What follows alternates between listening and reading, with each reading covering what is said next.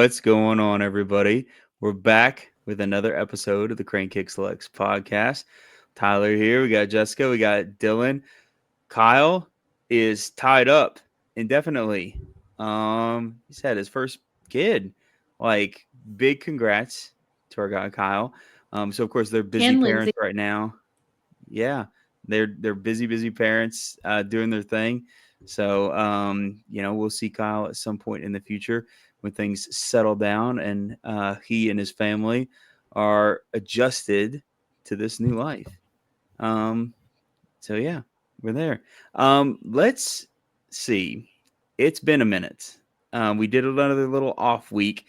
We kind of had to digest recent results, right? So we're gonna have to get into that some. Talk about the men's team. We're gonna talk about the women's team. Let's just jump into some news though. That was just the last couple of days. I saw floating around like Men in Blazers.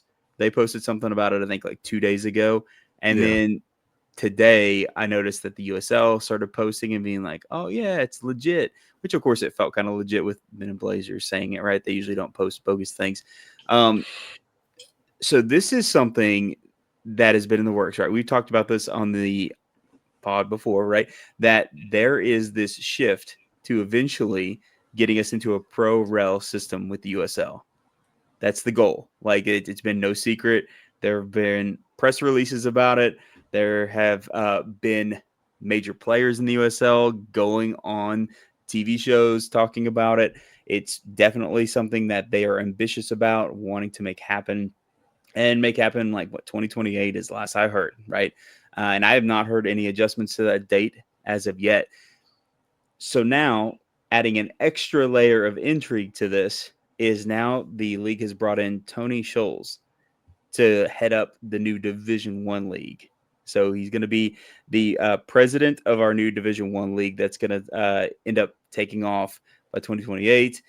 And not only that, but Tony Scholes has had tons of experience. I think he said like 30 years of experience working in the EPL, both for Stoke and for the EPL itself.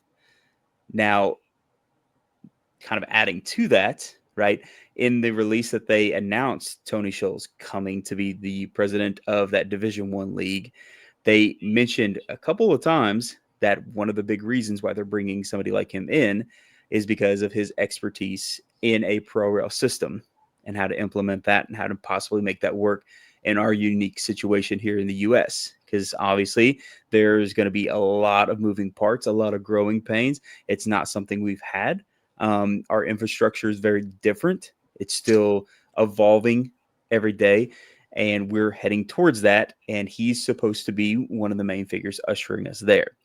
So I guess my question looking into this and seeing somebody like Tony Scholes come in that's going to be playing the part that he's going to be playing, do we feel like the possibility of going to a pro rail system, like an actuality of it, has increased in our minds, or are we still kind of like, yeah, believe it when we see it?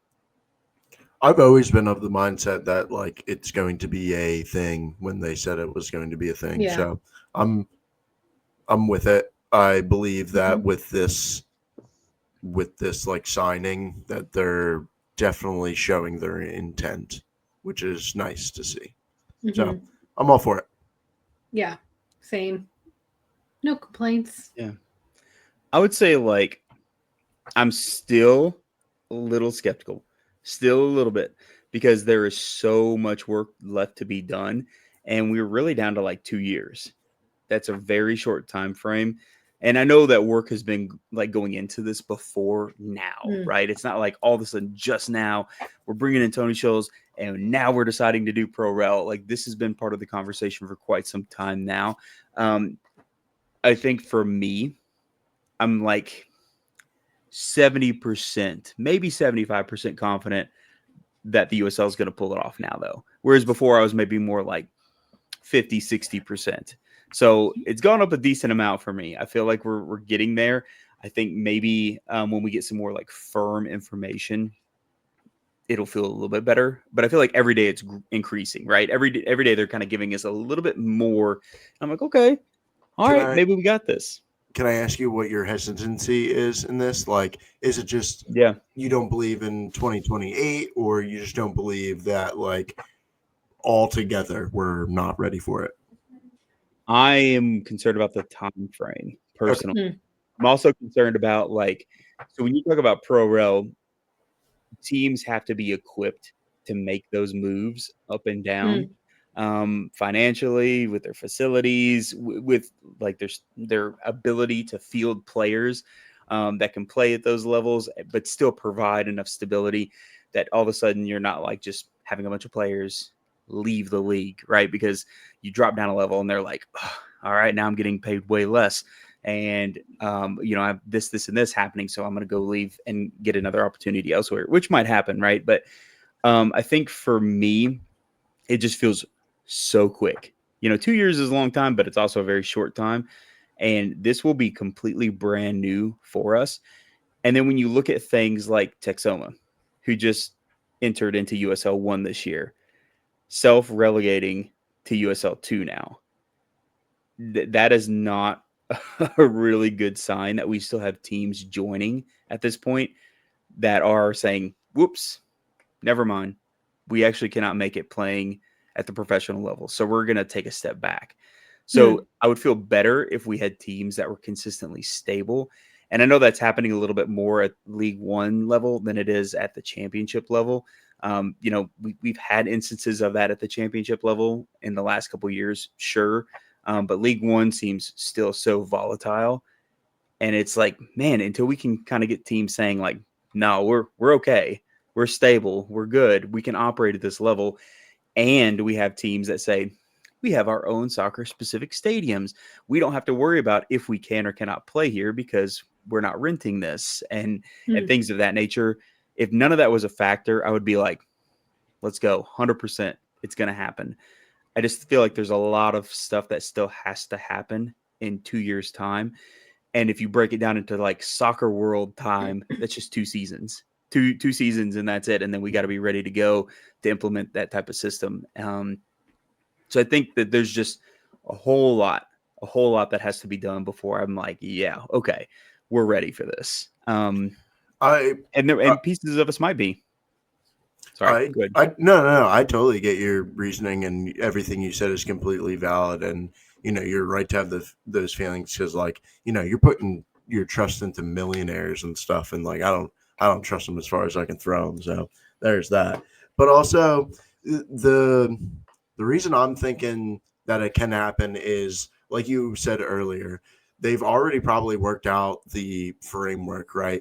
We already Yeah. have a lot of teams in the championship, right? So if you just kind of split the league in half, and then move those teams to the Premier League, whatever, then you sort of have a good balance. And if you're allowing the bigger clubs, the clubs that are more equipped in the like financial way or the stadium capacity way, so if you select those ones, those will probably be more successful in that premier, tier. So I also think when the vote happened, right, it was almost unanimous.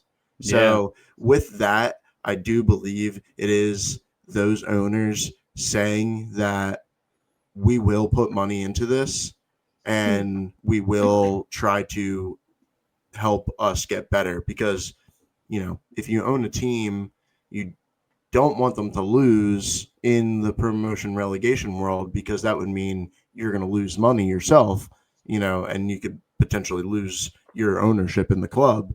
So you are incentivized to spend money to, get your squad to be better and to promote the brand, to get yourself more money back. That's all it is. It's an investment for those people. So they're incentivized to work hard. Again, it's I'm assuming that the people who put their pen to paper and they voted yes, that this is their intent. So I do agree with your caution, Tyler, for sure. But I don't know, a lot can Yeah. happen. Yeah. 100%. And it's just, there are a lot of teams that are going to be joining the various levels of USL between now and then, there's a whole bevy of teams that are like, yeah, we're going to start playing. And, it just starts to become one of those situations where, okay, the owners, they say they're ready to do this. And some of the owners that have been around, oh yeah, for sure. They know the deal. They know what they're getting into. They know that like this isn't necessarily the most profitable thing in the world, even when your team's doing good. We're not to the level of, Dylan, you'll like this. We're not like Chelsea, right? We're not selling a bunch of worldwide merch and then making money off of that and being like, we're making a profit here. At this level, not many teams are really making any sort of profit. And so I hope that these new owners that are coming into the league with these new teams understand that it's not some like get rich endeavor where all of a sudden your wealth has exponentially grown and you're like, yes, okay, we're just like the Yankees, we're just like Chelsea, we're just like Man U, we've got all this money flowing in because everybody all over the world's buying our stuff. So they have to be really truly committed and understand things might be a little bit tough. And if you are one of those teams that maybe you buy yourself into that first division, that Division 1 spot, and you're like, yeah, because we're going to put together a boss team, it's going to be amazing. Next thing you know, you're relegated. And then maybe next year you're relegated. And then maybe things don't look so great. And we can't have ownership groups that are saying like, whoa, we failed 2 years in a row, we're bouncing out of here. You know what I mean? We don't need a Texoma situation where they're like, we're ready for USL 1. And they get into USL 1 and they're like, we're not ready for USL 1. We're going to actually go back to the amateur level because that was not what we expected. And I hope that the league is really being careful about vetting what Ownership. teams are being let in and what ownerships, in charge, and their true intentions, their true commitment to this. That's all going to matter a whole lot. And I think that's for me. Yeah. There needs to be like fail safes in order. Like if an owner has a team that has been consistently losing for like 5 years, they get relegated every single year. There needs to be a fail safe where like that owner may have to sell their ownership and then someone else can invest in order to help that club succeed and get better. There needs to be stuff like that to ensure that people are incentivized to spend money and work hard to grow the sport and grow their team. And that is one good thing, in the recent press conferences that have been put out and press releases, league execs have expressed like they're going to have some sort of system of fail-safe to support teams and keep them afloat and keep them doing their thing. So that is encouraging. So I'm optimistic, a little hesitant, but I'm optimistic. Well, and one thought that I had just a minute ago, thinking about what you mentioned earlier, my brain is not recalling that. I was just thinking about it, and now my brain's like, no, that never happens to me on the podcast. But anyways, you said a lot can happen in 2 seasons, but also thinking of culturally, soccer is not still growing as a sport, I feel like, and not just the MLS to compete with, but also the NFL, baseball, football and baseball, I think are a lot, football being the most popular, but we have those sports around the world, or not around the world, but around the US to compete with as far as interest. And so trying to worm our way into that and be like, hey, look at us, soccer, come over to be interested in this sport. It's also really, really fun. And honestly, people that say soccer is boring just don't understand soccer. They don't. So they don't want to take the time to.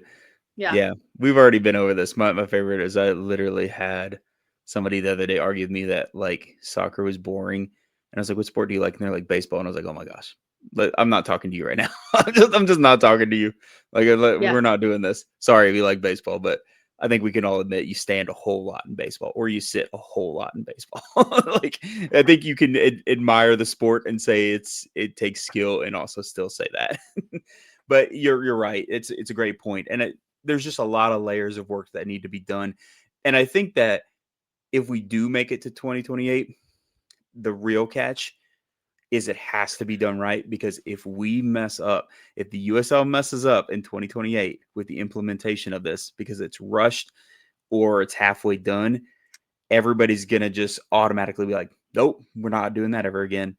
And we don't care if you try to do it again because it already failed once. I think like this is a situation where people are going to be weirdly unforgiving if it doesn't pan out, instead of being understanding of like, this is new and it's going to take time, because you know how people are. Everybody has these weird knee-jerk reactions, and they freak out. It's like Lou City calling for their coach to be fired after having another historic season just because they lost in the playoffs. Like, I don't know. Miss me with that. Sorry if you're a Lou City fan, but you have to admit that's ridiculous. But it's the same idea, right?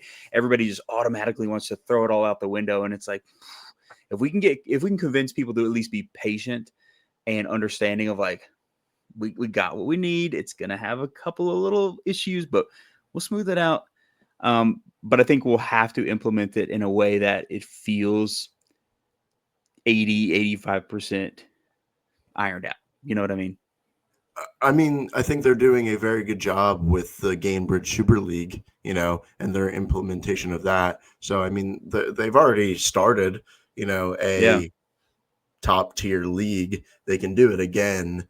And the way that they're slowly adding teams to the Gainbridge Super League is it's going really well for them. And there was definitely people who scoffed at the Super League and were like, oh, well, a competitor to the NWSL, and who's going to watch that? But the product's still good. It's still soccer, and just watch it. Mm-hmm. Yeah. And I think for me, it's more not so much like the implementation of like a D1 league for us. It's the implementation of like, will a massive wrench be thrown in the machine that first time somebody drops and somebody rises? Will there be like a massive failure in the system where like somebody all of a sudden drops down, and then you have players leave, you have coaches leave, you have staff leave, so they say they got the safety nets in place, or they're working on them. So if they do, that'll be a game changer. If they don't, it'll be a game changer in a bad way. But I believe in them. I think that they are taking care in what they're doing. So I'm not doubting that. I don't think it's necessarily that they're not vetting out everything that they need to vet out. I just, I'm like, all right, let's get to like 2027 and see how real it feels, and if we're ready to go. Because 2028 is just so soon. It's so soon. But I'll be excited if it happens. I think it will make things exciting. I think it'll be crazy. I mean, if this guy's been in charge of the Premier League promotion relegation system for, however long, and I mean, they don't seem to have any problems with it. If there's any issues, there's the reduction in points, or, if there's tiebreakers and stuff, there's, different ways to settle that. So there's always systems in place, and I think this guy will have done his homework for that. Yeah, I agree. I think it was a good hire. I think if anything, this is a really good statement of, we are taking this seriously, and we're bringing in somebody that has experience that can be lent to what we're trying to do. So I'm feeling optimistic, which is good. Good hire. Good hire, USL. We're proud of you. We're giving you snaps. Giving you snaps right now. All right. Let's talk Super League. I am like, that video that they put out today. It was so good. Later, obviously, this is on Monday. Yeah, with Mac, where he's like amping up the team. I'm like, yes. Like that is everything we've been like waiting for, and not just in the sense of waiting for a coach to say those things, but to say them with the ability to back it up. Like, that's what we've been waiting for. Not to rip open old wounds, but right, I can think of 2 seasons ago where it was anybody, anywhere, anytime, and we were like, yeah, let's go, and then it was like, Oh, I guess some people somewhere sometimes. Yeah. But now like Coach Mack, we're like, yes, we are them. Like, and we keep saying this here lately, and it feels so good.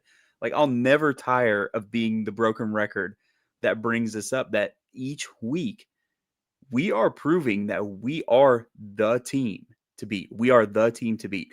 Like all these teams that are coming our way, like you can maybe argue for me, the one argument against that is like beating Spokane. I want to beat Spokane, not just draw them. I want to give them a loss. But aside from that, 9 games unbeaten, the best streak that we've had, right? As a club, as a entire club, we have the best start to our season that we've ever had as a club, not just women's side, men's and women's. Like we are top of the table for consecutive weeks. We've pulled away from the next closest competition, which happens to be Spokane, but we've got 2 games in hand on them, and we're still ahead of them. Like we are doing good. And yes, it is a little tight, right? Like not to get carried away, right? Because we do look at the table and we have other teams that are on like 13 points while we're at 17. So really that's just a couple games difference. So yes, things could change quickly, but I think that we've talked about this, right? And we've texted and talked and everything. We feel like such a complete team, such a Yeah. complete squad with such a complete identity, vision, and focus. It doesn't feel like any of these are happenstance wins. They are purposeful. They are showing growth. I feel like we are becoming more and more dangerous by the week. And Mm-hmm. this win, like I'm so sad I missed it. Jessica, you got a chance to go because luckily you have, you have a child that was like trick or treating's lame. I'm not doing that. And I was like sitting there going house to house and I was like, trick or treat, do you know the score to the LSC game? I'm like, what are you talking about? Get out of here, dude. Although I So will say I did have one neighbor be like, yo, that's that team. And I was like, yeah, that's that team. nice. Sorry, Jess, go ahead. Well, I was gonna say that what Austin and William were listening to our last episode on the way home from soccer practice, and William overheard me talking about, well, how no kid is going to want to go to a soccer game over trick or treating. And William just looks up from what he's like, me, I would. And I'm like, sweet. Man. I get to go to the Man. game. So lucky. We had So fun. lucky to be there for that one. That, like, Jacksonville for me, like, of course we hadn't played them yet, but they were also another team that they were doing good enough that I was like, all right, they're another one we got to beat. We got to like show, no, you can't come into our house and do this. Mm-hmm. And we did that. Am I correct that if they would have won, they would have went to first place? Right. Yeah. They would have leapfrogged everybody to first place. And Yeah. so, you know, and I think Coach Mack even mentions that in the video that was put out. Where he's just like, they think they're going to get first place. They're not getting first place. And us taking down all contenders and saying, no, this is not going down. And I think what's really important for us too is for us with our form, you know, being at home and getting 4 wins at home out of 6 played at home is really, really big, because road games are always going to be tough. Those are always going to be a challenge. That's where you're most likely to slip and lose points here and there. So for us to do what we do in our fortress of soccer that Matt Hemme is helping create, right? That is going to set us up for success in the long run. Because if we have a team that feels like this is our house, this is where we get points, not where you get points, that's what you need. That's what you need to be successful. You know, you clean up at home and then you get the points where you can away. And right now we're doing both, which is so refreshing. Like I don't even know how to express, like, I don't know if any of the women's team players listen or any of the coaching staff of the women's team listen or what, but I think they need to understand how much this means to the Lexington fan base, because we've never been in this position. And we've always loved this club. Like we've been through some rough patches with this club, and we've never once been like burn it all to the ground, right? It's been challenging, and we've been like, man, this is tough. So I don't think that I mean, maybe they do, but I don't know if they really truly get the gravity of what this means for LSC fans. For us to be able to walk with our heads held high and be like, we are that team. We're the team you want to be. We're the team you want to beat. Like, we're the team that your players have posters of on their wall because they're like, dang, they're good. And it makes you feel so amazing as a fan, because we've not had that. And, me as like a Vikings fan and Everton fan, I don't get those moments, and so it's definitely hitting for me. Yeah. Yeah. I'm very much enjoying how the season has been going so far. They're a really, really good team. They're really easy to root for. They can get it done in just about any way possible.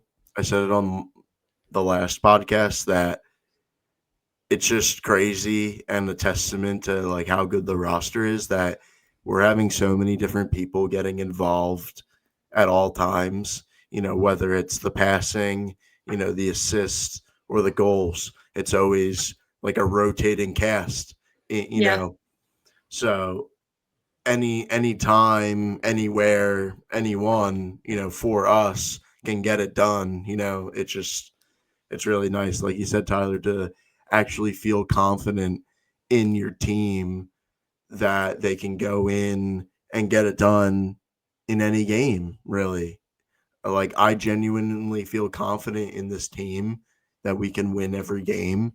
And Yeah. I said that earlier, earlier in the season. I always got good vibes from Coach Mack and how he has spoken to us and, when he's on camera and how he interacts with the players. It's just a really good, genuine person that you can see. And he doesn't do all the fake coach speak, the rah-rah, horse crap. I think he's just so genuine that Yeah. the women buy into it and they feed off of it. And he said it multiple times that this roster is just hungry. Like, it's unfortunate that it's kind of unfortunate in the roster that we have, right? Because so many people are so hungry to get minutes. So it's like really hard. And then everyone is producing, which makes it even harder, but it also makes everyone hungrier. So it's just fantastic. The only thing that we really have to worry about is staying hungry to Yeah. stay at the top. We can't become complacent. We can't overlook games.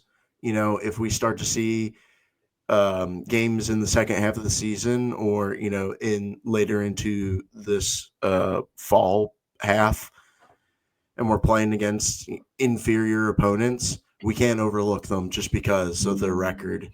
Anything can happen any time. We could easily drop points on a random day just because of one random bounce. But, I just feel very confident. I just feel like we can get it done. Yeah. I 100% agree. Definitely. I don't have much to add to what you guys have already said because I agree with absolutely everything. The women are fantastic. They're all so kind. Yeah. Sarah Griffith, after we interviewed her, I'd mentioned that William wanted to come here instead of trick-or-treating, and she went and grabbed him candy and brought him candy and talked to him for a little bit. So that was just really sweet. Everyone's just so genuine and yeah, I have nothing more to add other than I absolutely love cheering for the women and getting to watch them play. And I just, man, I wish more people knew about them. I feel like any chance I get, I'm telling people about LSE and how awesome the women are and trying to get more people out to games because it's just so fun. I know. I feel like I'm just like reaching this weird like critical mass point of where every time I'm around people, I'm just like, come to the women's game. Come to the women's game. And they're like, okay, man, chill out. And I'm like, no, you don't understand. Come to the women's game. Like, I don't know what more you could ask from this team. Cool people, cool team, fun to watch, winning games, undefeated, like just everything, every box you want checked is checked.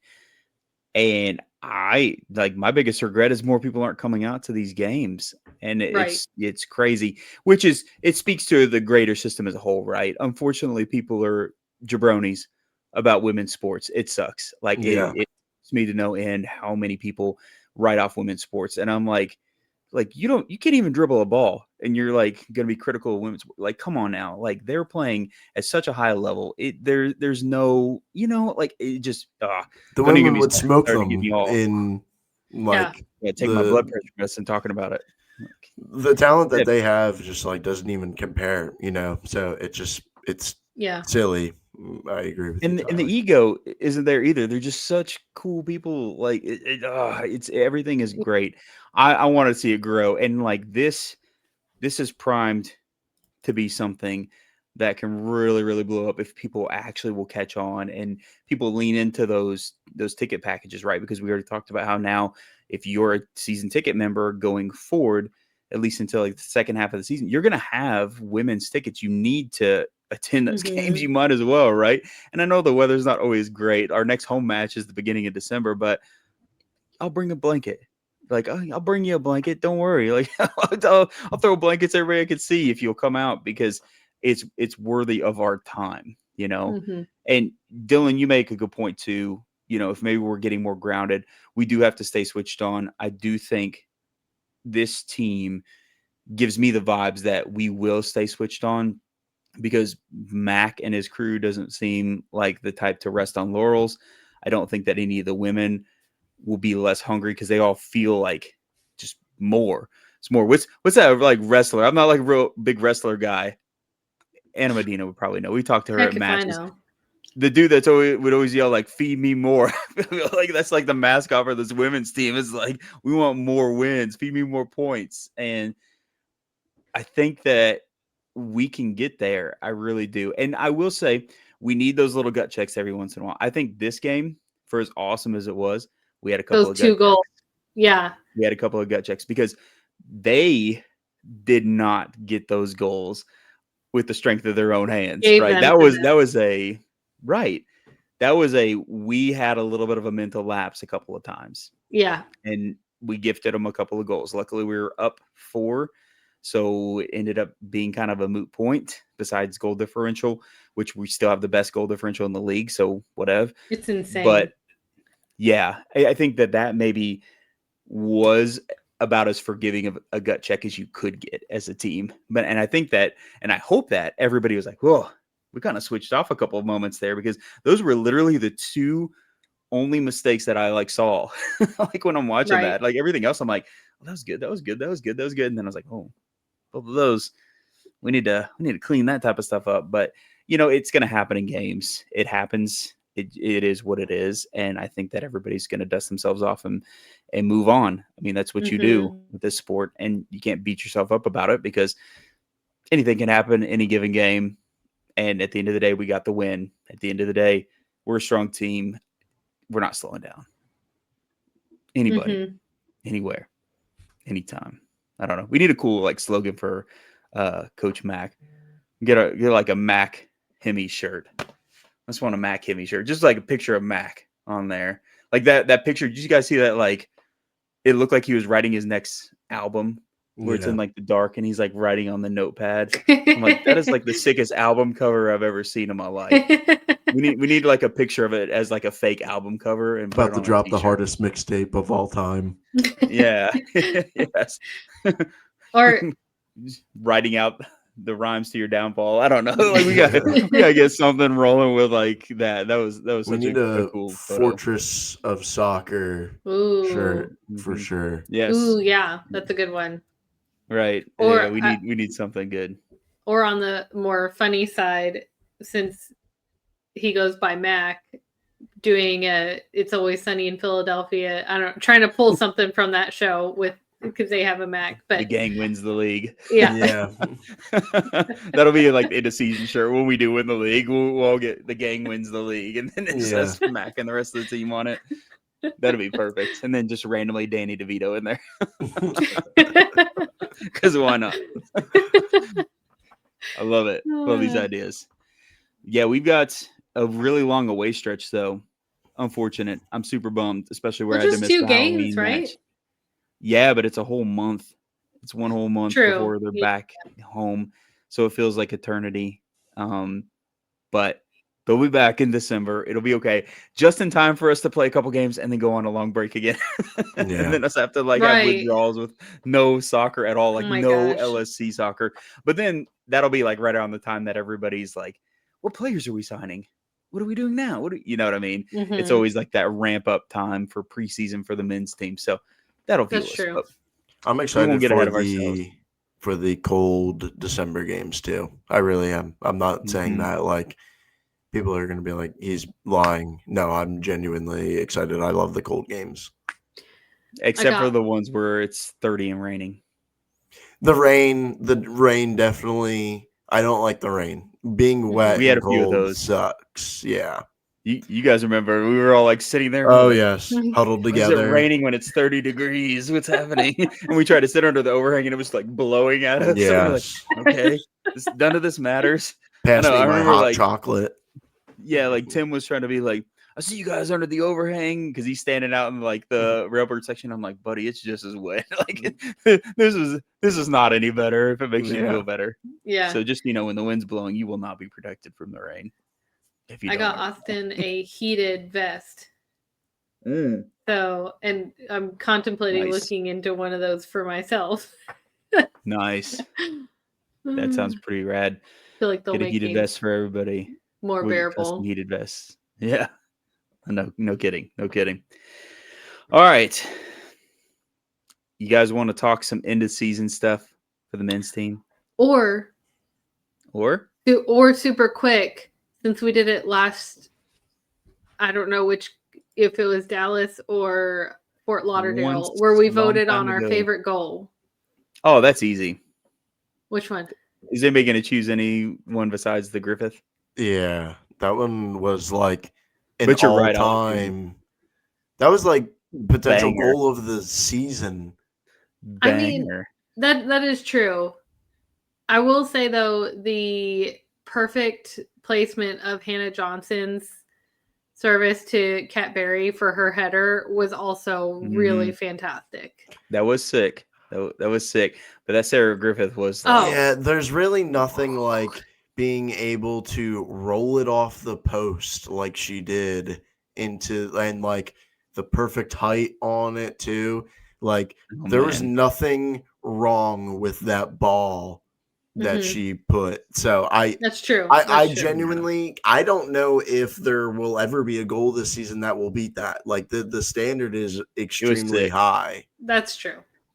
And it gets sicker when you lump in Hannah Johnson juking the defender, like totally faking her out to roll the ball over and then just pop it off to Sarah Griffith. I know that's not technically the goal, but that little like combo, I was just like, oh, chef's kiss. That was so sick. That was so sick. Absolutely loved it. Do we have any questions from the group? Not for the women's team, I don't think. Okay. Yeah, I think all of our questions were men's team this time. Everybody had burning questions about end of season. It was getting them. I don't think anybody has many questions about the women's team right now because it's like we're just crushing it. Are we good? Yeah. Are we good? Yes, we're good. Yes, we're good. I'll answer that right now. Is this what it feels like to win? Yes. Yeah. Dad, tell me about the time that we were at top of the table. Well, son. Yeah. Gosh. Man, this is gonna be me when I'm an old man. When I'm a grandpa, I'm like, tell me about the Super League season where we destroyed everybody, Grandpa. I'm like, well, we still are. It never stopped, kiddo. All right. Let's get into the end of the season for the men. So we didn't have a episode last week. That was the end of our season, unfortunately. We did not make it to the playoffs. But the bright side is neither did any of our ops. None of our ops made it past round 1 of the playoffs. So they might have made it into the playoffs, but their season is now ended too. So I'm feeling vindicated. Yeah, you guys know the rest of the song. Spider-Man 2. Spider-Man. Yeah, Spider-Man 2. So Yes. one quick note on that. I watched was it El Paso Phoenix? You watched Spider-Man 2 recently? No. So good. It still holds up. Yeah. I'm trying to remember who El Paso played. Was it Phoenix? I don't know. With El Paso. Sorry. I'm trying to Spider-Man 2 now. We got Spidey on the brain. But anyways, ADHD regardless of who they played, I partly was watching just to see if their game against us was a fluke or if that's just how they always play. No, that's just how they always play. Yeah. And I realized though, our ref called every flop, but their ref, like El Paso would fall and the ref would just be like, play on, almost as if like he knew, okay guys, just stop, like we're not I'm not this. gonna stop for every single time you fall over. But then also in the second half they had about 15 minutes of stoppage time. And and then today their coach was let go.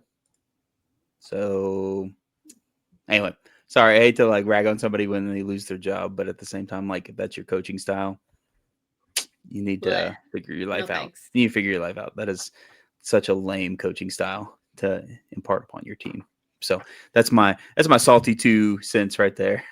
Right now, I feel like the meme of I stopped by one of my biggest haters, funeral. To make sure that they're dead. Yeah. And that's like for all the other teams that just lost this weekend. Yeah, that's how I feel. I know. Yes, I felt that so much. Let's make that meme, Tyler. Let's put that graphic out tomorrow. I actually have it. Yeah, I actually have it. Yeah, I almost posted it that night, but then like somebody from one of the teams are like, anybody who makes fun of people the night that they lose is terrible. And I'm like, yeah, maybe I'll give it a couple days and then I'll put it out. I really have it. Here, let me. Maybe I'll find it while we're talking, and I'll give you guys a sneak peek because I made that stuff. Which team do you have on it? Which ones do you think? I mean, you should have all of them on it. That'd be great. There you go. Okay. Yes, all of them. I love it. Yeah. El Paso. I kept going back and forth. I was like, that is kind of mean. That is kind of mean to post it on the day that they lose because, like, they're already having a hard time. And then I honestly just didn't think about it today, but I was like, oh yeah, you mentioned it. There it is. Manifested. Think like Tyler. People are gonna be like, oh, you're just upset and jealous because you didn't make the playoffs. You finished 9th again. You're right. We finished 9th again, but we have as many trophies as you do this year. We're all on the couch watching the playoffs together. Yeah, we are. Right. That's right. Let's meet up at Jack Brown's and enjoy it together. Like, let's see what happens. But yeah, that was nice to see our biggest ops fail out too. That aside though, man, let's just before we get to the questions, that last game, can we agree that did not have the heart and soul that I would hope it would have had? I was really, really hoping that it would everybody would come out there and be like, "Our last stand. We're doing this. We're doing this." Yeah. Like nothing to lose. Oakland's not even that great. Instead, it just felt like Oakland was the team playing for a playoff spot. Mm-hmm. Like that's just how it felt. It felt like they were like, no, we're getting in the playoffs. And they had nothing to play for. Like literally nothing. Their coach still got let go. Their season ended. And surely he knew that was going to happen before the match anyway. But still, everybody marched out there and they're like, let's give it to them. And I'm not saying we didn't have effort. I feel like we had effort. I think we were missing a little bit of that fire, though, that we could have or should have had. The best way I was describing it was we played with intensity without intent. Right. We were 11 individuals on a field, not participating in a group effort to score a goal and work as a team to prevent goals. We were just 11 guys who were just trying their best. There was no definitive game plan, that could be conceived at all from watching them play. It just kind of seemed like, hey, let's just go crazy, and just like go out there, score goals, and then it's like, well, what else do we do? Just go out there and score goals. So, okay, and what do we do about the counter from Oakland? Scramble. Like their counter was killing us, especially with Wilson. He was so fast and so good with his runs, and all we had was listening to the commentators all night being like, do Oh you my gosh. know if Wilson scores 16 more 10 goals, more goals. yes, he ascends to the Greek pantheon? And I'm like, yes, guys, I get it, but can we just Can we talk chill? about something else? Yeah, that was the whole match. And so we had to listen to them talking about how Wilson's going to be gold boot winner, and definitely at our expense. And then we're sitting there struggling to get any type of pressure going. And it left a lot to be desired At Yeah. for one a point, last ditch effort at the playoffs. I thought I heard the announcer say they were going to put a fifth head on Mount Rushmore, and it was going to be Wilson for the amount of It's goals. true. You know, Yes. that's why. Yep. Yeah. That's So we what I thought figured. once he got the goal that they would stop talking about the golden boot stuff. And then they just kept talking about the golden boot stuff. And Forever. we're like, Forever. talk about something else, please. Oh my Mhm. gosh. Well, and I Yeah. feel like there was something else that they were talking about quite a bit that was also like, oh my gosh, just stop. And I feel like it was something with Oakland, but I can't remember exactly what it was. But gosh, the announcers were so frustrating. They were not great to listen to. That's for sure. It just, I don't know. I'm really bummed that's how our season ended. I would have liked to have gone out fighting, and it just felt like, I don't know, showed up with kitty boxing gloves and took on Mike Tyson. I don't know. It might have been 50-year-old Mike Tyson, but it was still Mike Tyson, and we're just left wanting. And that is not what you hope to see, because we truly, like, we could have done it. Like, we could have made this happen. Like, we kept Mhm. having all these extra chances added into our bank. You Yes. know what I mean? It was just like week after week, it was like, oh, that wasn't great. But don't worry, we still got it. Oh, that wasn't great. But here's 4 scenarios where we can get into the playoffs. Ah, that wasn't great. Well, here's 6 scenarios where we can get into the playoffs. And then we're like, nah, we're just gonna go ahead and ignore all those. We're just not gonna do it, you know. Um, and that being said, like, it was just a tough season. It was. Mhm. Like Really, we took a long time to get settled. There Yeah. were a lot of people moving in and out of the club to start things Yeah. off. Just when we hit our stride and started getting hope, everybody and their brother got hurt. And that's just one of those things out of your control, right? And like, what terrible luck for us to have so many key players get hurt Yeah. all back to Towards the back to end. back. Yeah. And, and then when we get a couple of them back, it's for like the last game or two, and they're trying to get back into it. And that's not when you want somebody to be getting back from an injury. Like you want them Mhm. to have a few games to get warmed up and get back into their routine and who they are on the field and their confidence back. And we truly did have a spot of bad luck. And, I know some people are like, we can't blame it on that.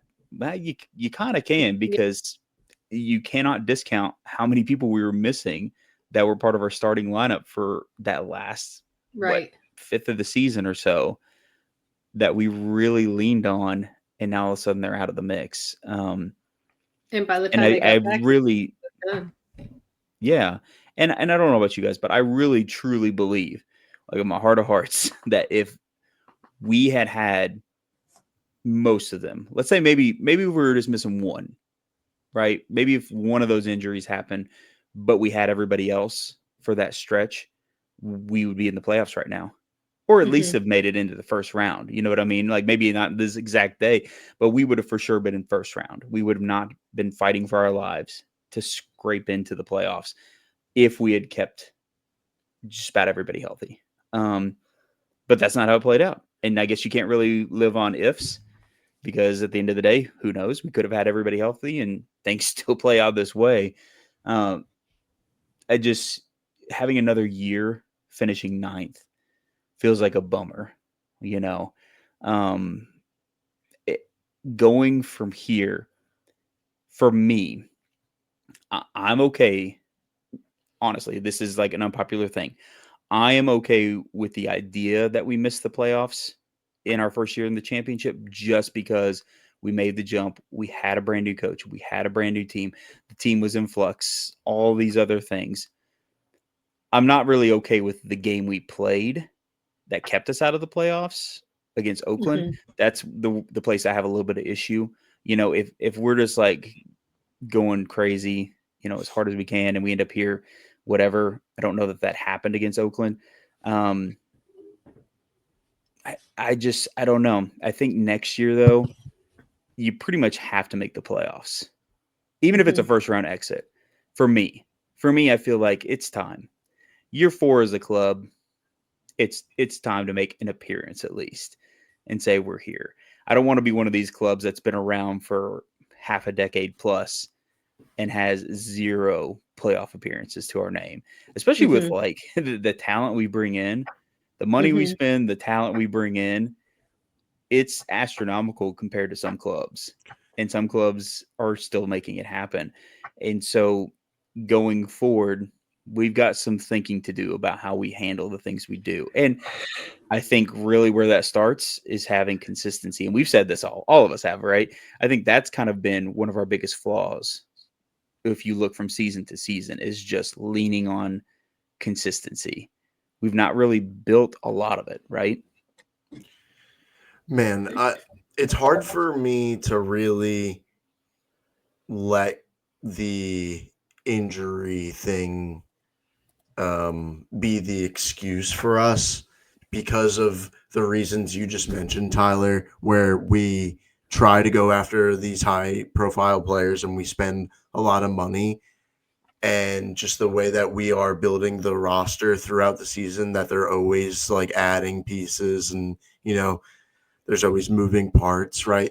So I just like, I have such a hard time letting injuries be an excuse. And I'll even point to the fact that Boss wasn't ever really consistent with his lineups when everyone was healthy, right? When people were Yeah. healthy, we weren't seeing consistent lineups of the same starting 11.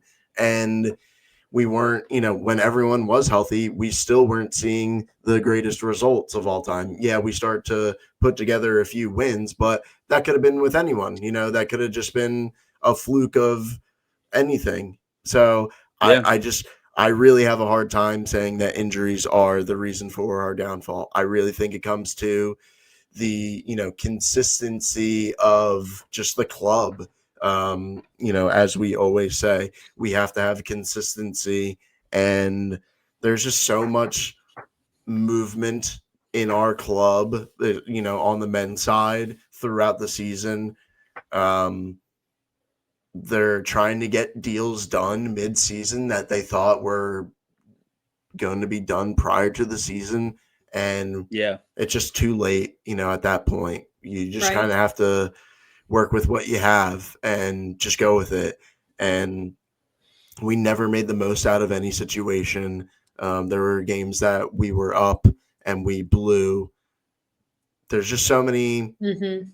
so many things that are in our hands, right? That Yeah. it's our own fault that we're not in the playoffs. We did not perform to the standard that we are setting ourselves to because we're trying to buy these players. We're trying to get these big names and be a big brand and everything. But if you're going to set yourself out to do that, you can't. You just can't perform this way. Mhm. Yeah. Yeah. That's fair.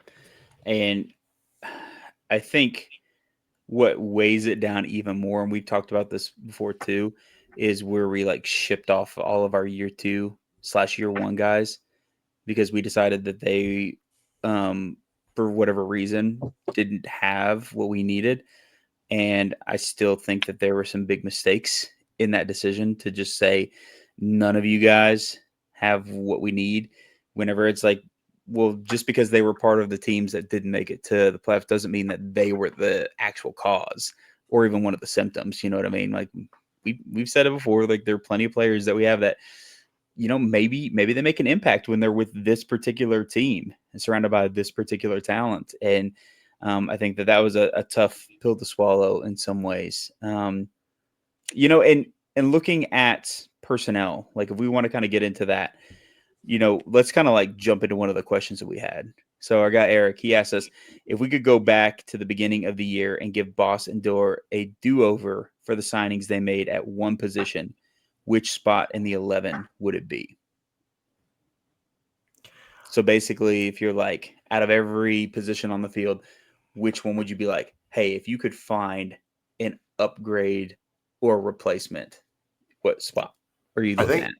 I think attacking midfielder is the position with the most instability that we had this season.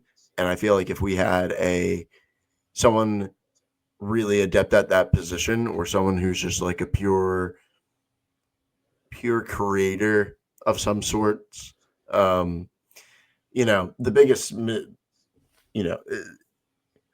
my perfect answer to this question is, if I could go back and do it, it would be keeping Atez to play that center attacking mid position. Because same.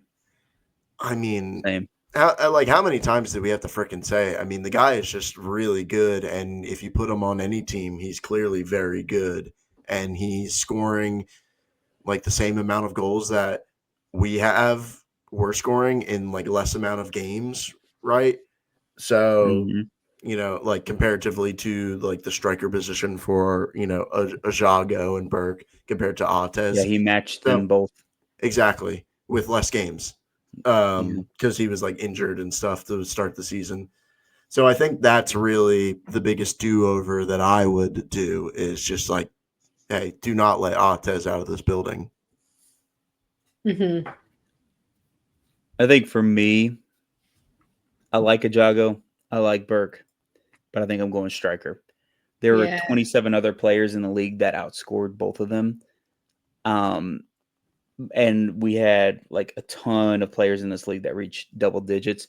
Each of them contributed 6 apiece. And while I appreciate every goal they contributed, and I think they're great players, I think if we had somebody that was like, I'm putting this on target every time you send it my way, because we had a lot of great crossers. We had a lot of great people sending balls into prime positions, and we had a lot of missed opportunities that just were not landing where they needed to land. And I think some of it is that cam position you talked about, Dylan. Like maybe if there's a little bit of a change in that spot, that might have remedied it. Who knows? But I also know we watch so many times where a ball comes in and then connect, and then here it goes off over the net or off to the side or directly at the keeper. And maybe there's a world where we have a striker that's nailing those most times, you know what I mean? And then, like think about somebody like we watched him do the things he did, Wilson with Oakland. Can you imagine somebody like that on our team that almost like single-handedly could operate a counterattack? Like so many times, like he was just the guy doing the counterattacking. But could you imagine him on our team with the support that he had? Like that to me would have been crazy to see. So I think for me, I would see them try something a little different at striker. Again, love them both, but that's my choice.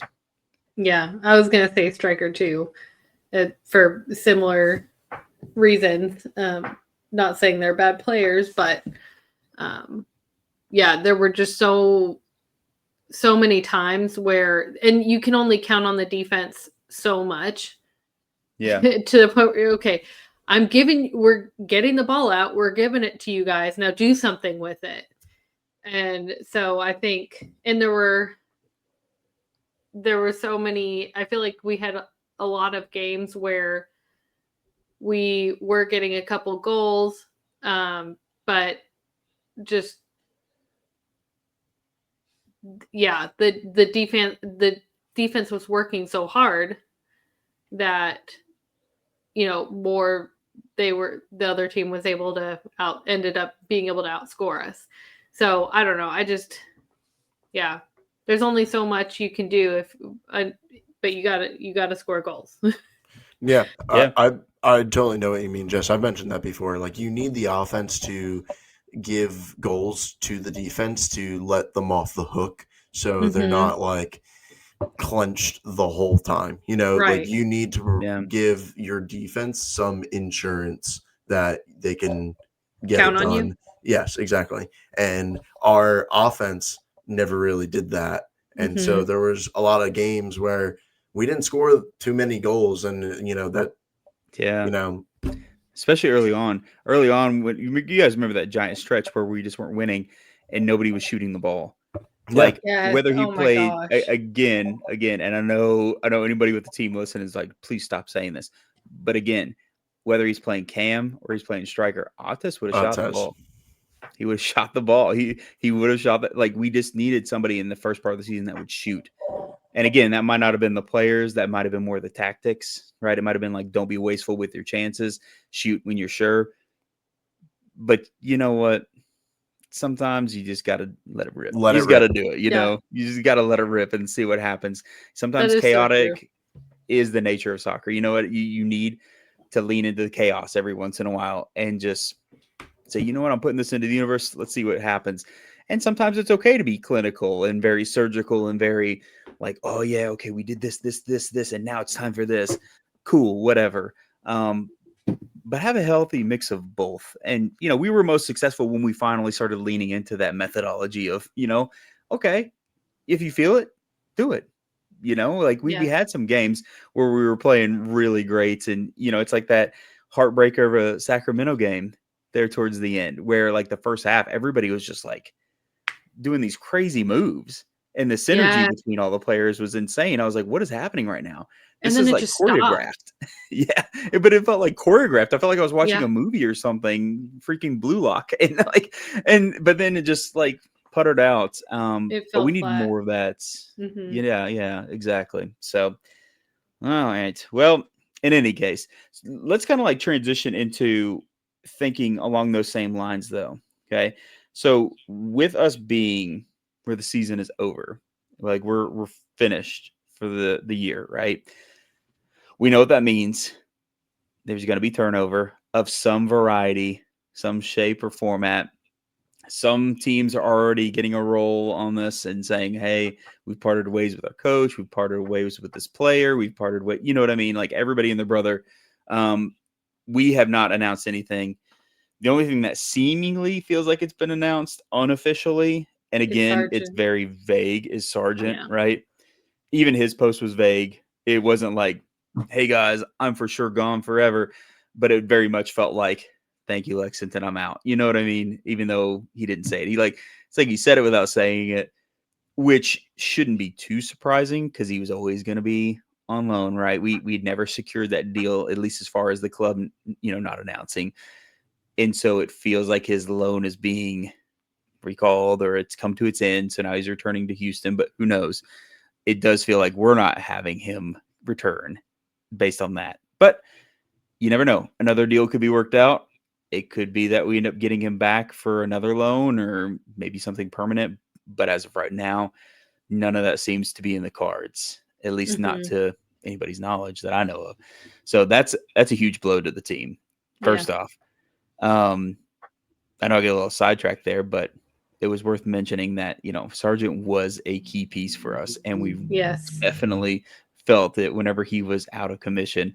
And I think that is a player that I think unanimously, like I don't think I've heard a single person say, and I'd pass on Sargent if he was available. I think everybody and their brother was like, sign that man, sign him right now if you can.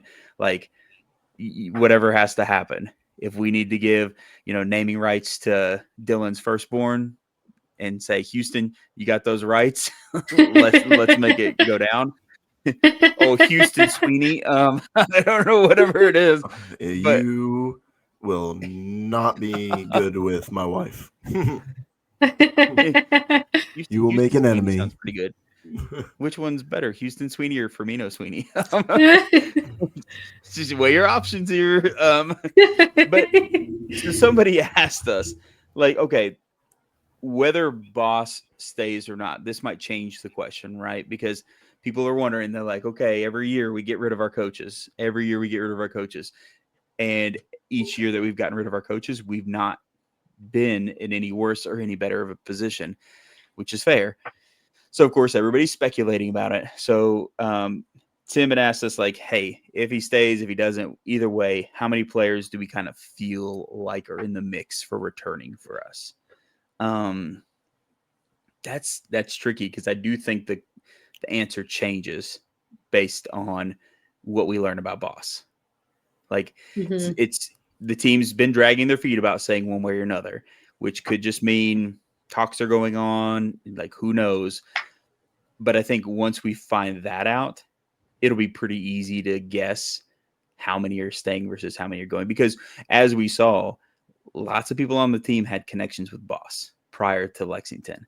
Not everybody, but a fair amount, right? Especially some of our players that we've really grown attached to and like, man, they've made an impact. Like, Jafal, he's one of his players. Hafferty, he was one of his players. Gibert, who's one of his, like, there's a lot of people that have had prior relationships and dealings with him. So for me, I feel like the number of returning players goes down a decent amount if Boss is not back.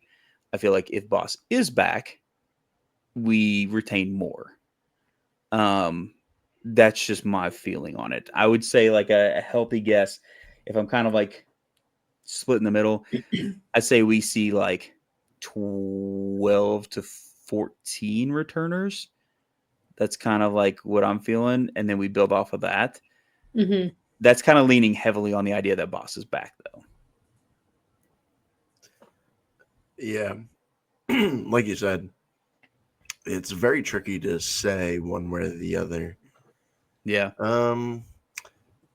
I would say 12 is like a good, like, happy middle for the moment to say. Yeah. Whereas, like, if he leaves, that number goes down for sure. Like, we'll So, like, have maybe less 8 or 9. returners. Yeah. I would say, like, 12 if he stays, 8 if he goes. That would be my guess. Yeah. I could see that. I don't know. But I also hope that even if he does go, like the ones that followed him here, if I don't know, I would hope that they still, if they have the option, would still choose to stay, knowing that I think the team had so much potential, and kind of seeing similar to bringing Mac in for the women and seeing just the impact of what a good coach, how that affects how the team performs. Yeah. Hopefully being able to sell the vision to the guys and saying, if we bring this other coach in, that, we can really go somewhere with this. If he goes. If he stays, I would also hope that he kind of tweaks how he does things next season, just because it was so inconsistent, regardless of the injuries we had and stuff like that. And it was all over the place. And so I would hope there would be a lot more consistency. I would agree with that. And, just when we think about who potentially could be back, we know we have Adetikin, like he's locked in. Ferry is locked in. It kind of feels like Blessing should or might be, but I don't think we've really seen like a yay or nay, unless I'm just misremembering something. So we have at least a couple of like really solid players. And in the past, we've put a lot of players on 2-year contracts, or at least a year plus an option. So it feels like we would probably see that again this year. Like, hey, you're on a 2-year, or hey, you're on a year plus an option. The worry for me, like if Boss were not to come back, I don't necessarily worry about any of his guys he brought in saying, nah, we don't want to be here anymore. I worry more about what happened to our year 1 and 2 guys when Boss came in happening to Oh, them, that's true. where they're like, you're not my guys. So, I mean, yeah, you're on contract, but Right. you're either going to be not in the 18 or you're going to be going on loan. And so then that's kind of concerning, you know? And That's true. I guess that's another question too that we can ask, because like somebody even asked, like, hey, do you think Ates is coming back? We do have a lot of players out on loan. And then you wonder, like, okay, do they ever return to green, or was that just kind of like, peace, you were out on loan whenever our season ended, and now we're never going to see you in green ever again? Because you've got Kimball Jackson out there, you've got Azad Liati, you know, you've got Ates is still out there, you've got Nico. Like, yeah, there's a lot of players, out on loan. You know, technically Cam Lancaster, like a lot of loaned out players. I don't think we see them back.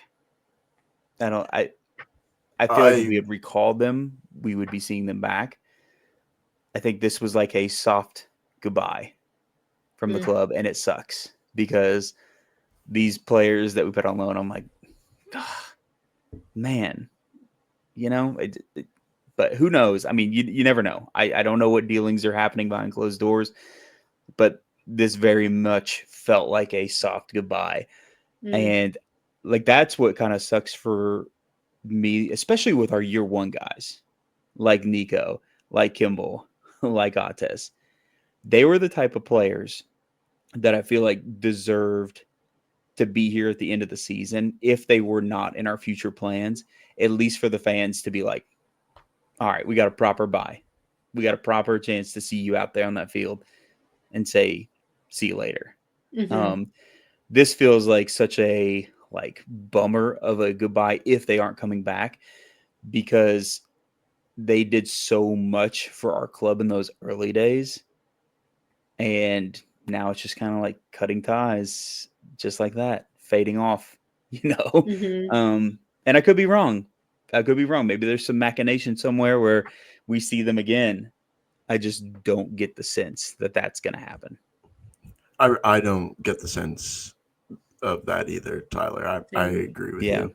And which is just completely asinine to me, because not only are these good players, but they're also really good people too. So it's really, really, really unfortunate.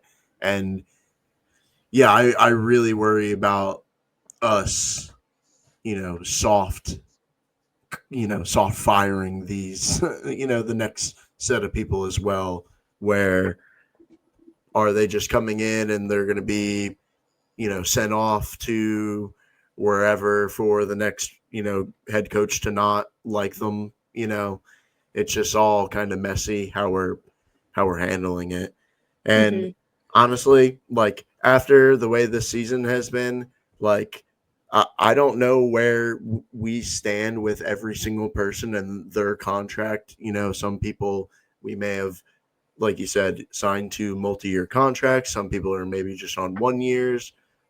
Some people might have options, whatever the case is.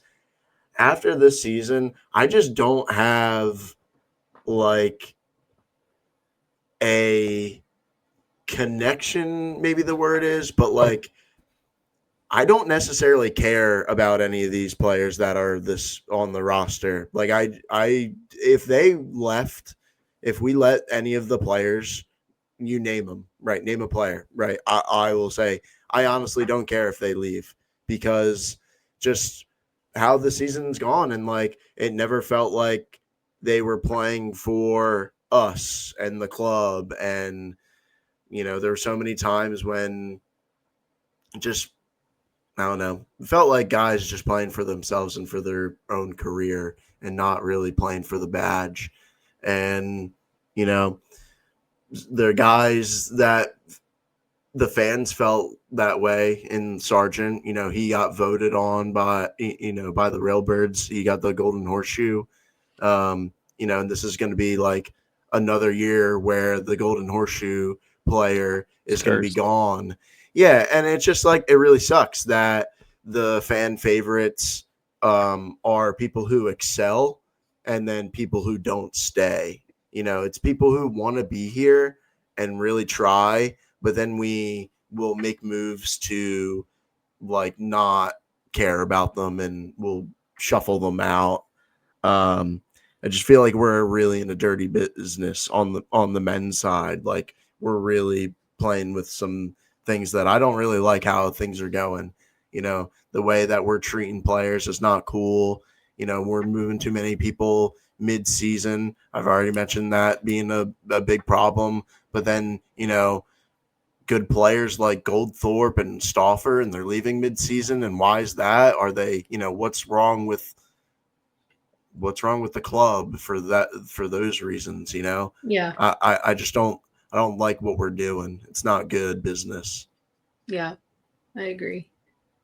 As far as players that I think would return, I think Hafferty. I think with him being engaged to Kinsey, I think we'll probably end up seeing him back. He'll want to stay close by, probably.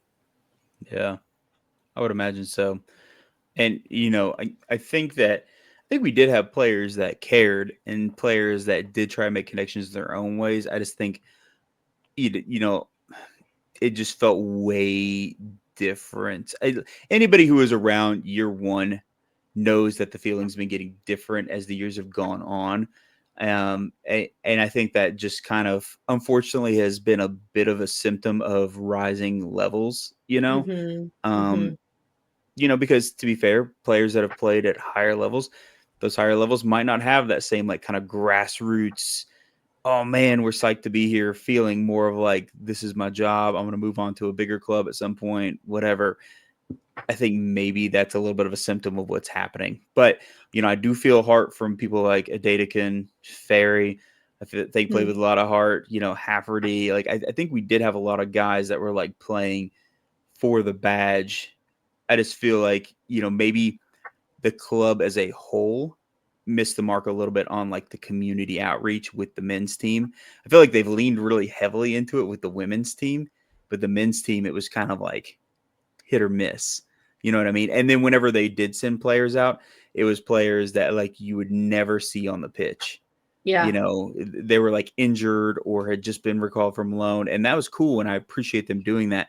But I think it would have went a long way for like our superstars, right?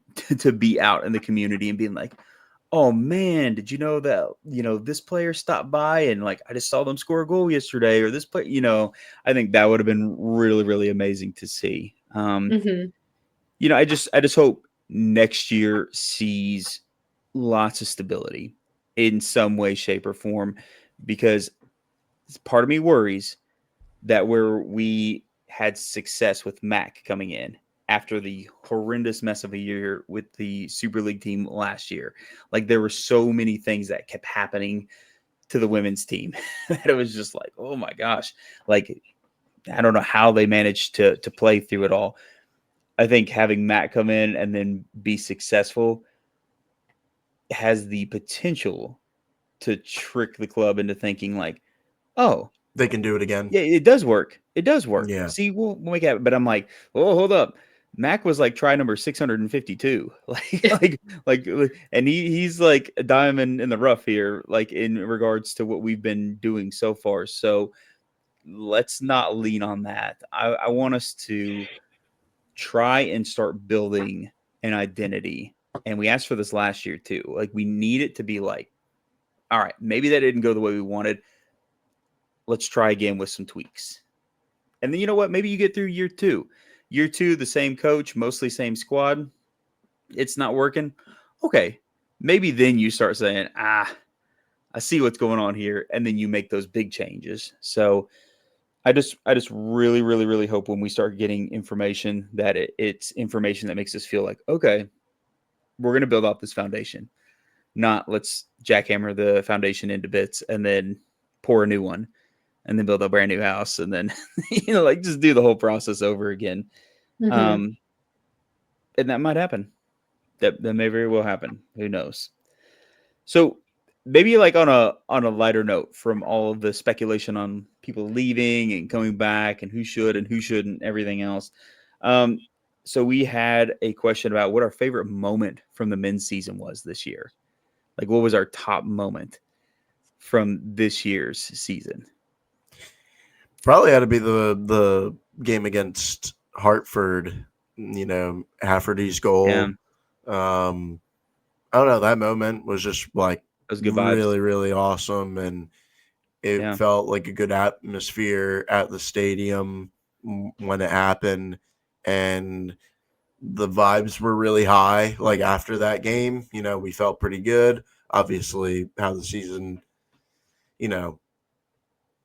came down to it, wasn't the results we wanted, but that moment was really, really fun, and having that like hope, it's the hope that kills you. But having that hope was really cool for the moment.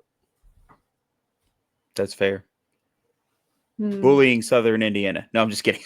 I'm just kidding. That would not be my number one. That feels mean to say. That was a fun game though, because that was a really fun game. Yeah, that was. Yeah, we mentioned that before. He was a good sport about everything. I think that's what made it really fun. But for me, it's the New Mexico win on the 14th of June. Yeah. We were in such a bad way. We were in such a bad way for so long. And then we're like, great. New Mexico, I think at the time, was top of the league, at least in the West. And we're like, oh, super duper. We're gonna play them and watch them pummel us at home. This is gonna be just great. And then we beat them. And then that was our spark that sent us off into an unbeaten streak. That was my number 2 between. Yeah. That right.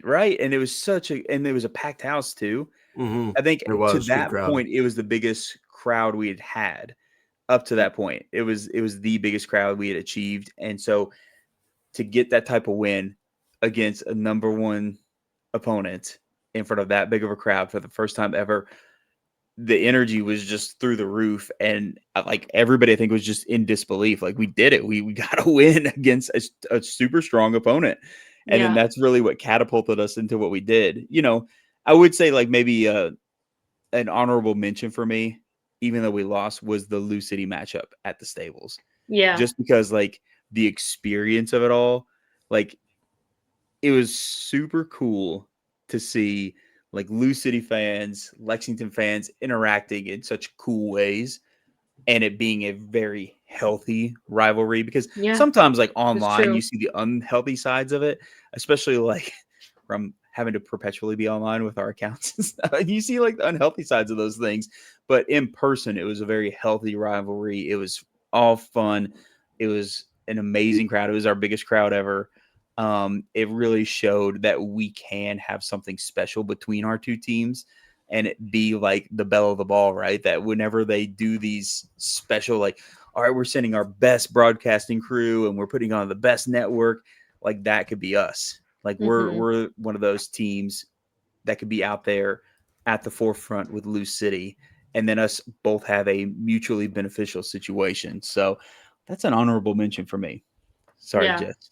No, I would definitely agree with the New Mexico game. And I can't remember exactly which one it was. I don't know if it was the Oakland game where we beat them 2-1, or North Carolina where we also beat 2-1, where I think we were down maybe and then came back to end up winning. And I don't know. I remember it was one of those, and lost in the vibes. Yeah, and I think because there have been so many times throughout the season where you're at a game and you're thinking, okay, can we pull this off? We are pulling it off. Oh, or can I be excited? I don't know if I can be excited yet. Just because we have been in similar situations before and it not pan out. Yeah. Similar to the Sacramento game. And so I remember being down and kind of already deciding like, I guess tonight's just not our night. And then we came back and won. Was it that Oakland game? The one at home? Because that one, it was like Wilson scored in the 7th minute and we had to go the entire game down a goal. And then we scored that might have the 82nd and the 90 plus 3. Yes. The 90 plus 3. It was the Oakland game. Yeah. That one. That was a cool one. That's a good shout. Yeah. I like So, that game a lot. That was had some very roller coastery emotions because mhm, you're right. The whole mhm. time I'm like, oh my gosh, not Again, again. not And then again. we're like, Yes. oh wait, we won. Wait, where did that come from? Right. We did Yeah. it. We did the thing. Mhm. Okay. So then John also asked us, like, all right, what is something you want to see from the club? Ticketing, advertising, fan experiences going into 2026. What is one thing you'd like for the club to stop doing? Oh, stop So doing. yeah, do Oh. or stop do. I don't think you necessarily have to do both sides of the coin, but Oh, I his initial see. question is, what do we want to see from the club? And I then have what is something we would like to see fall by the wayside? One of mine that I will say, I'd like to see, and I know it's tough because season's long and it's busy. I'd like to see more coaches and players from the pro side out at either schools or at rec league, like practices or tournaments or something, because I feel like the team does a really good job of being like, our pros are out with the LSC youth players. And it's like, well, that's cool, but those players probably already know about these players, and it means mm, something to them for sure. But I couldn't imagine, like, my son playing for the Y, and then you have a Datakin show up or Cat Berry that's show up. true. You know That's what I mean? true. Like how cool that would be to have an event on game day for like the YMCA or LISA or one of these other leagues out there. I think that would be really, really neat, and you would probably capture some people that may or may not know a whole lot about the club. And then now their Mhm. kids are like, what? I just met a pro soccer player playing rec league. Because as much as I enjoy that they go hang out with the LSC youth players, it's also a Right. little gatekeepy, right? Because unless you can afford to pay Mm, or so get one of the, true. yeah, So or true.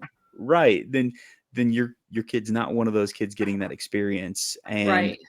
I think the team would do themselves a lot of favors if they were like, no, we're here supporting just soccer. We're not supporting just LSC youth systems. We're supporting youth players playing soccer in whatever capacity they're playing in. That's And so true. Yeah. that's what we're here to do. But that's just my thought. One thing I would like to see is an improvement on concessions in just terms of Yes. at the Oh yeah. men's games, they're getting too crowded and overwhelmed, and putting them all on one side of the stadium is probably not great either. So just Yeah. kind of moving things more spread out through the stadium and having just more options. And Like Mhm. it. also in that, um, if there's going to be like the food trucks that it's not always the same ones, if the know before you go, the post, if maybe they can include like which food vendors are going to be there, that's important for some people. I find it important because it's like maybe I know I'm going to figure out what I'm going to have for dinner that night, Right. so Mm-hmm. and I guess people would like to know for like their kids and stuff, what's available. I like to know when the ice cream's available too because I'm a child, so Yeah. Well, um, and That's a good just stuff like point. that. Yeah, like Yeah. man, the concessions for the last few men's games have been like really, really ridiculous too. Where I'm missing a lot of the game, waiting in um, line. waiting in line, and I'm not Mm-hmm. going to the game to wait in line. I'm going to the Right. game to watch the game. So Right. I would like to be able to get something really quick and get back to my seats. Or Yeah. have more TVs in those areas have The showing game. the game, especially on the east side too, where yeah, you can't see anything. And granted, I don't think either of those KED sessions get as much traffic, but yeah, being able to see what's going on at multiple points, no, depending on where you are in the stadium, and mentioning trying to decide what you're having for dinner, especially with those early kickoff times at 6 o'clock, and people already talking Yeah. about, well, I only get off at 5. I can't make it till X time. Are they rushing to pick something up on the way? Or if you want to encourage people to eat in the stadium, having better options would encourage more people to eat in the stadium versus, picking up fast food or something like that on the way. Yeah, I know. Dylan, that last match, you're gone forever getting that hot dog, dude. They just need a I dude know. like walking around with a glizzy cannon. I know. Just Just hot dogs into the stands. You catch it, yeah. throw your money back at them. I know. I missed the first goal because I went to go grab hot dogs You did? the last Yeah. game. So We asked them to Yes. redo it. They did not oblige. I was like, do it again for Dylan. So I was also going to mention concessions, but also on the supporter side, having more stuff to entertain kids. You have Yeah. one cornhole set, and then over in the little grassy area, you have 2 little games for them to play with, which isn't enough. They end up using that little Connect 4 game, kicking them around on the grass, and so more stuff on the supporter side. Yes. It is a shame like that if you sit on the supporter side, which is usually pretty densely packed. Like Right. you have to go all the way to the other side for your kids to be Yeah. entertained and like get the good concessions. That you're right. That does need to be spread in a different way for sure. Especially because Right. like that little area behind the supporter section where they have some It's of those just open. yeah. and it's so open. It's like there's so much space there. You could put a second mini pitch there. Yeah. You really you, could. you really could. Yeah. Or 3 more food trucks. Yeah. Yes, like literally, like I think that absolutely needs to happen, and maybe it's part of the plans, but it cannot go on where only one side has things to do, and it's a side you have to walk all the way across the stadium to get to, because Yeah. like those supporter section, like food trucks or like activities, those would see so much action on They game would. day. Mhm. They would be well worth it. One thing I Yeah. want to add too is I really like what they're doing for the women's for in terms of like giveaways, like with the player cards. Yes, Yeah. the playing Love- cards. Love to Yes, see that for the oh, men's side as well. That would be really cool. so amazing. Love the Uh, playing cards. I think theme nights would also be fun too, or like not even necessarily like a Star Wars theme. I'm more so talking about like everyone wear green because we're wearing a green jersey, or like if we're wearing the black kits, everyone wear black. Having like a blackout where everyone's wearing the same thing in the stadium. I just think things like that for like fan engagement that involves you being a part of like the game experience is really cool. So I think Yeah. having that, like I mentioned the player cards. The Eckett shirt that they gave away is really awesome. It's one of my favorite shirts now too. So like stuff like awesome. that, just like if we're really highlighting a player that we're wanting to be a superstar on the men's side, like Adedokin, why don't we do a shirt for him?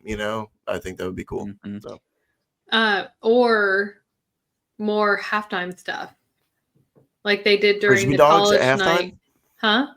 I said frisbee dogs at halftime. Oh. That's like a classic NFL thing Oh. at I don't know. halftime. Sorry. But similar to what they did on college night, and they had a little relay, just getting people engaged during halftime and stuff too, I think is fun. Yeah. As far as I agree. something to stop though, I mean, and I would add too, I think as far as ticketing, them doing the LSC 1 membership, I think was a really good move as well. I Just agree. getting but in that sense too, be consistent between what you offer in men's games and women's games. If you're going to have kettle corn at the men's games, have it at the women's games. Where's our kettle corn? Or I don't know. It's just kettle corn. or I mean, there would be. I feel like they would have more food options during the men's games, and then the women's games would have fewer. And just the concession. You're right, and I get it. It's like hard. It's a hard sell to get food vendors to come out when you're like, hey, so there might probably be going to be like 1,000 1,000 people. fans. maybe. And I know the other night when you hear there was 6,000, like I understand that that's I get hard that, right? sell on the business side, but I agree with you 1,000,000%. Like, do something to incentivize them to come, because like it is such a bummer when you go to the women's game and you're like, oh, all the things that you normally set up are not set up at all.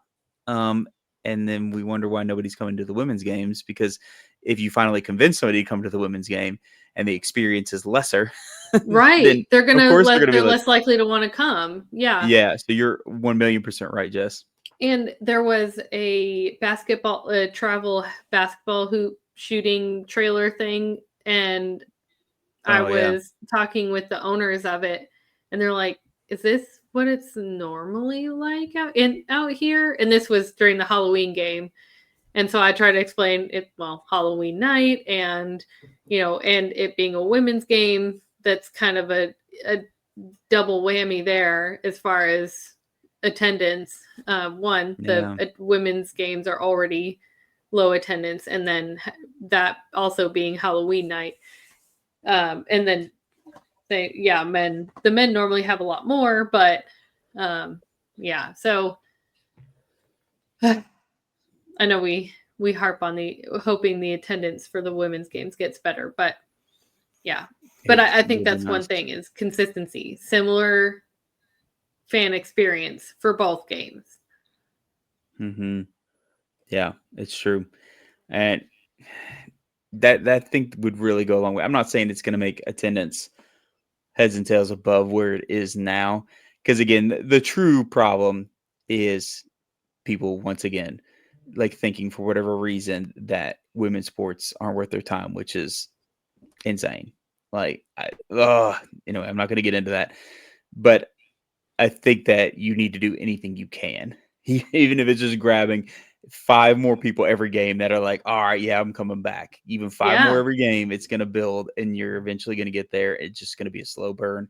Yeah, Because I feel geez. like the effort that you put in on a game day shows how Yeah, much you think about the team. If that you're product. like, Yeah. oh, well, they're not worth this extra effort, Mm-hmm. that I don't It know. shows. It doesn't sit right with me. It's the message that's conveyed. Right. Yeah, absolutely. I Do you agree. have one thing you'd like the club to stop doing, Tyler? Because I'm having trouble thinking of like a thing to stop doing. I think Yeah, the fact that they do so many like partnerships is weird, but I like also understand it at the same time. Like I yeah. understand the brand exposure, but like having each game like sponsored by a different company is always like, I don't know, doesn't seem genuine to me. I don't know, but that I can sleep at night with that.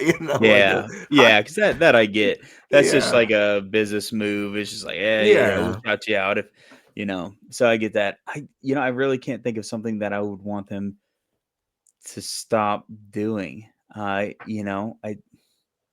there's nothing that comes to mind that I'm like, no, quit that right now.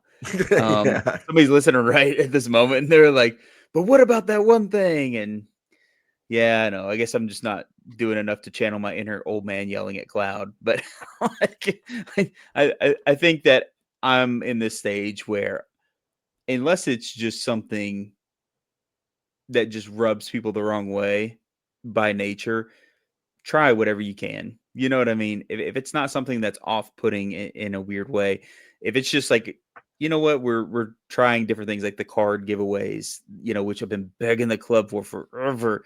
I'm so psyched that they have those now. But doing the card giveaways, like you said, Dylan, the theme nights, and we've been doing theme nights. I feel like a couple of our theme nights here lately have been like a little like but like that one game where they had like the fire trucks and stuff that the kids could go check out, that was super cool. So doing stuff like that is really great. So But now even I'm just like getting into things I like again.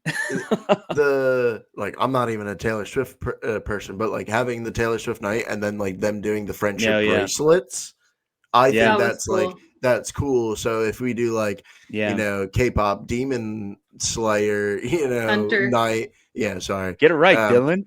sorry, No, I'm come on. getting Demon Like learn Slayer how it's and done, dude.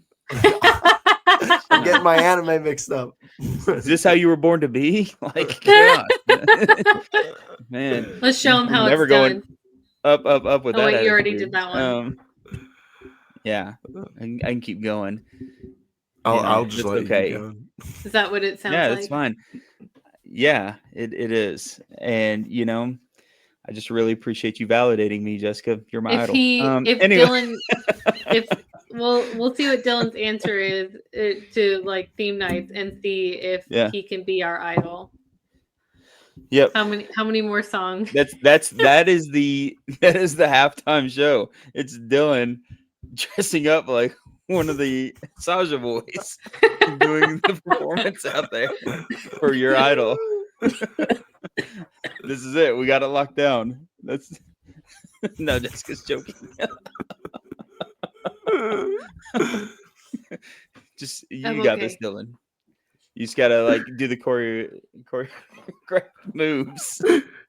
Dylan's losing it too. Just pretend like you're back when you were a wee lad and practicing your NSYNC moves. And I was more of a Backstreet Boys guy. Come on. Backstreet's back. All right. Yeah. Bye. So, all right. Oh, okay. Well, we can't solve all the world's problems, but there are good things the team's doing. Jessica, I feel like we've already touched on this, but as far as stop doing would be making the women's team seem inferior to the men's. Is this just with how they do advertising and social media? Is this a reference to the new update? Somewhat. Which Tyler and I were talking about this earlier, and he did receive some explanation, which I can understand, but at the same time, I don't know. Yeah. I do think like now, like the commercials and things need to be leaned heavily into. This is our women's team. This is them doing work. But yeah. But kind of touching on talking about concessions and how you set things up for the women's team different from the men's, we've already kind of touched on it, but as far as stopping, I would say seeing what you could do to lift them up more and try to get them a little more equal. Yeah. That's my 2 cents. I feel that. All right. So no home soccer for a hot minute. We got a whole month, which might drive me insane. But that's okay. Yeah. I get to go to Tampa for the Tampa game. I'm so excited. You're gonna rep for us in Tampa. Yep. So Jessica will get to go to Tampa, see us play there. But we've got Brooklyn on the 15th. Tampa won't be till the 22nd. So we got a little bit of time before we take them on. And then we get to come back home for another shot at Spokane. That one I want to win. What's the date on that one? The Spokane game is the 6th of December. And then that's the 13th is W DC. win. Yeah. We gotta get the dub on that one. That's for sure. So we'll see what happens. A lot of time to speculate and mull over what's gonna happen with the men's team. Just don't worry. It'll be all right. Everything will be fine. The house is burning around me, but it's all okay.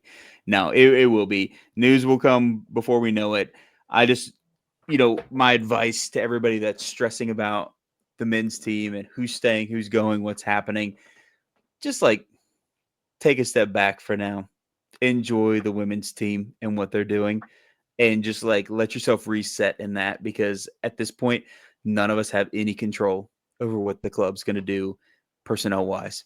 So, I'm not saying don't speculate, go for it. I like doing that. I like being like, oh, this might happen. What about this? And then, oh, that player is a free agent. I wonder if they're going to come here. But don't get so caught up in it that it sours your ability to enjoy this bit of time where we can focus purely on the women's team and what they're doing extremely well and at an extremely high level. We'll get to all the other stuff as it comes, and then we can, of course, have our reactions then. But hopefully we can just take a breather. It's okay. Just woosah, right?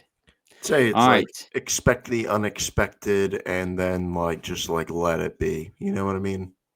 Yeah. Let it be. It'll be totally what it is, right? It is what it is the motto. All right. Anything I'm forgetting, y'all? We got it all, didn't we? Rolled through a ton of information. Perfect. Well, I think that's kind of what we got for the moment. We'll have a couple of away games. Jess will be boots on the ground. She'll be there putting CKL stickers on the back windshields of all the Tampa players' cars, as well as LSC stickers. Actually, I don't know. That might be illegal, Jess. Don't do that. I don't have money to fly to Tampa to bail you out. Darn. What am I talking about? We'll crowdsource it. It'll be fine. All the other LSC fans will chip in. You'll be good. I don't know get your her. record expunged. I don't know who she is. Oh. Me? Wow. Yeah. Okay, well, everybody minus Dylan will crowdfund to get you out of trouble and expunge your record. Yeah. So at least you got all us. Unless we're like $2 short, and that $2 was supposed to come from Dylan, then I don't know what to do for you. All right.